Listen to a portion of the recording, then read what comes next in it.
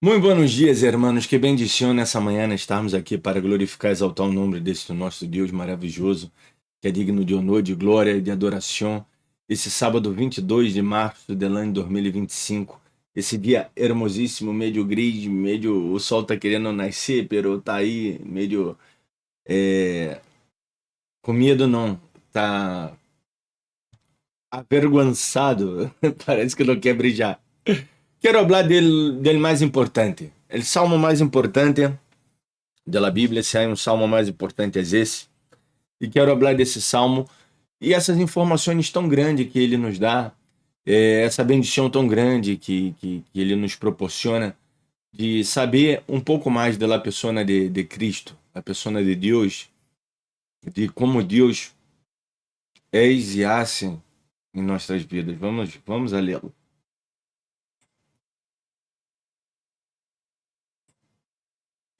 Diz assim: Jeová, dijo a mi Senhor, senta-te a mi destra, até que ponga tus inimigos por estrado de tus pés. É um salmo de Davi, não? É um salmo mais recitado no Novo Testamento e que traz aquela informação de que Jesus mesmo recitando esse salmo, não? Deu uma porção desse salmo a los religiosos para que eles superem que ele era realmente esse Messias. E muitas das vezes nós outros quedamos tão presos a los religiosos também que nos olvidamos que Jesus é o Messias, que Jesus é o Deus encarnado, que Jesus é quem nos salva. La salvação não vem por o cumprimento da lei, por eu cumprir a lei. Então, vocês aí, jogo ponto A, B, C, D, tudo certito, o que manda Deus, então se aí serei salvo. Não, a salvação única e exclusivamente por obra de Cristo na cruz. É um salmo que arrebenta com os religiosos, esse, não? Aí dizem, Jeová, quando diz Senhor a mim, Senhor, não, já estava querendo dizer que havia alguém mais grande que Davi. Essa é a explicação que o próprio Jesus traz a nós outros no Novo Testamento, falando com os religiosos, não? Até que ponga tus inimigos por estrado de teus pés. Jeová enviará desde Sião a vara de seu poder. Desde Sião, por mais que simboliza, por suposto, né, no Antigo Testamento a Jerusalém, é uma maneira de Deus dizer que vai venir, não, o seu domínio, seus inimigos, era a maneira que eles creiam de onde venia o socorro para eles, não de Sião. Por quê? Porque aí estava o templo, estava lá a presença de Deus, a proteção de seu rei. Seu rei, quando saía para a batalha, sempre ganhava, pero não porque ele era forte em si, pero porque ele se submetia a Deus, não a Davi. Por isso um salmo de Davi, porque Davi entendia de Deus, se submetia a Deus. E o povo, por sua vez, entendia esse linguagem e sabia que tinha em seu rei um defensor, porque seu rei estava sumiço a seu Deus, não? Ao Deus de todos, ao Deus de Israel. Então, vocês assim eles entendiam. E assim não está passando esse salmo, não está falando esse salmo. Vamos seguir legendo. Tu povo se te oferecerá voluntariamente en dia de tu poder, em la hermosura de la santidad, desde el seno de la aurora, tens tu el rocío de tu juventud. Jurou Jeová, e não se arrependerá. Tu eres sacerdote para sempre, segundo a ordem de Melquisedeque. Primeiro está falando de uma parte poética, não de algo bonito, poética, de la belleza, de la hermosura, o sendero aurora, o rocío de la juventude, de la força, está falando, não? Agora, essa parte é maravilhosa. Jurou Jeová e não se arrependerá. Tu eres sacerdote para sempre, segundo a ordem de Melquisedeque. Ou seja, não é segundo a ordem de Arão, que os sacerdotes veniam segundo a ordem de Arão. O sacerdote é a ordem de Arão, não de Melquisedeque. Quem é Melquisedeque? Então, se Melquisedeque é uma figura no Antigo Testamento, inclusive, não habla esse nome Melquisedeque em poucos lugares, em lugar nenhum na Bíblia habla aí em Gênesis, não mais aí no Salmo, habla em hebreu. Não queda hablando. Perdão, déjame tomar uma água agora. Não queda hablando em todo momento, em todas as partes da Bíblia, a Melquisedeque, não nombrando. E ele é uma figura, é um tipo. É um tipo porque o tipo é sempre quando a figura toma sentido no Novo Testamento e é hablado com Cristo explica, Jesus explica, ou algum escritor explica de acordo com Cristo, não? Agarrando aquela figura e transformando em um tipo. Ele era um tipo de Jesus, não? Vamos dizer, um tipo de Deus, um homem assim, que não tinha linaje, não tinha.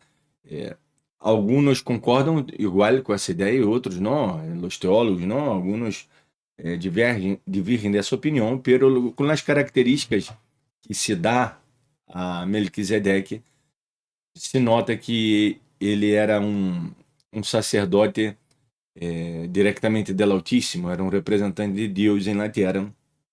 E Abraão, os hijos de Abraão, não, vamos dizer, os hijos já eram os bisnetos, os tataranetos, que de aí sale Arão, de los hijos de Israel, que na verdade é hijo de Abraão, pero Abraão simbolizando a la lei, simbolizando a los hijos de Arão, já que eram hijos de Abraão, levaram ofrenda, vamos dizer, a Melquisedeque, vamos dizer porque foi assim, não, vamos dizer porque eles não haviam nascido, é isso que quero dizer, por isso eu estou exemplificando, não? Isso é a tipologia bíblica. Vamos dizer, Levi mandou ofrenda a esse sacerdote Melquisedeque, então você quer dizer que um é mais grande que o outro, não? É isso que quer dizer. E Jesus é mais grande que todos.